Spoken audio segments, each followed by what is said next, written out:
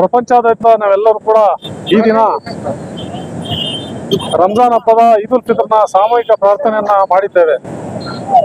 30 ದಿನಗಳ ಕಾಲ ವ್ರತವನ್ನ ಆಚರಿಸಿ ಹಸಿವಿನ ಬೇಗನೆಯನ್ನ ಅರ್ಥ ಮಾಡಿಕೊಂಡು ಝಕಾತ್ ಕೊಟ್ಟು ಕುರಾನ್ ಪಠನ ಮಾಡಿ ವಿಶೇಷ ಪ್ರಾರ್ಥನೆಗಳನ್ನು ನಡೆಸಿ ಈ ಪ್ರಪಂಚದಾದ್ಯಂತ ದೇವರು ಶಾಂತಿಯನ್ನ ಸ್ಥಾಪಿಸಲಿ, ಸರಿಯಾದ ಸಮಯಕ್ಕೆ ಮಳೆ ಬೆಳೆಯನ್ನ ಕೊಡಲಿ, ನಮ್ಮೆಲ್ಲರೂ ಕೂಡ ಮಾನವೀಯತೆಯಿಂದ ಬಾಳುವಂತಾಗಲಿ, ನಾವೆಲ್ಲರೂ ಒಂದೇ ತಂದೆ ತಾಯಿಯ ಮಕ್ಕಳು, ನಾವು ಸಹೋದರತ್ವದಿಂದ ಸಹಬಾಳ್ವೆಯಿಂದ ಬಾಳಬೇಕಾಗಿದೆ.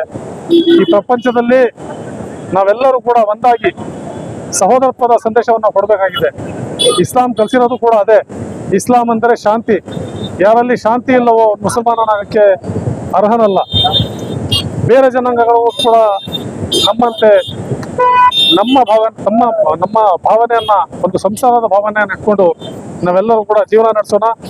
ಈ ರಾಷ್ಟ್ರದ, ಈ ನಾಡಿನ ಸರ್ವತೋಮುಖ ಅಭಿವೃದ್ಧಿಗಾಗಿ ನಾವೆಲ್ಲ ಕೂಡ ದುಡಿದು ಪಣ ತೊಟ್ಟು ಕೆಲಸ ಮಾಡೋಣ ಅಂತ ಈ ಮೂಲಕ ಹೇಳಕ್ ಬಯಸ್ತೇನೆ. ಅಸ್ಸಲಾಮು ಅಲೈಕುಂ, ಎಲ್ಲರಿಗೂ ನಮಸ್ಕಾರ.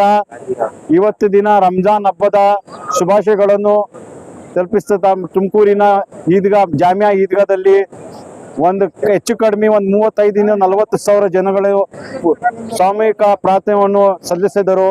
ಇದರಿಂದ ಒಂದು ಸೌಹಾರ್ದತೆಯ ಒಂದು ಒಳ್ಳೆ ಮೆಸೇಜ್ ಇದು ಮಾಡಿದ್ದೀವಿ. ನಾನು ನಮ್ಮ ತುಮಕೂರು ಪೊಲೀಸ್ ಮತ್ತು ತುಮಕೂರು DC ಅವರಿಗೆ ನನ್ನ ಕೃತಜ್ಞತೆಯನ್ನು ಸಲ್ಲಿಸ್ತಿದ್ದೀನಿ.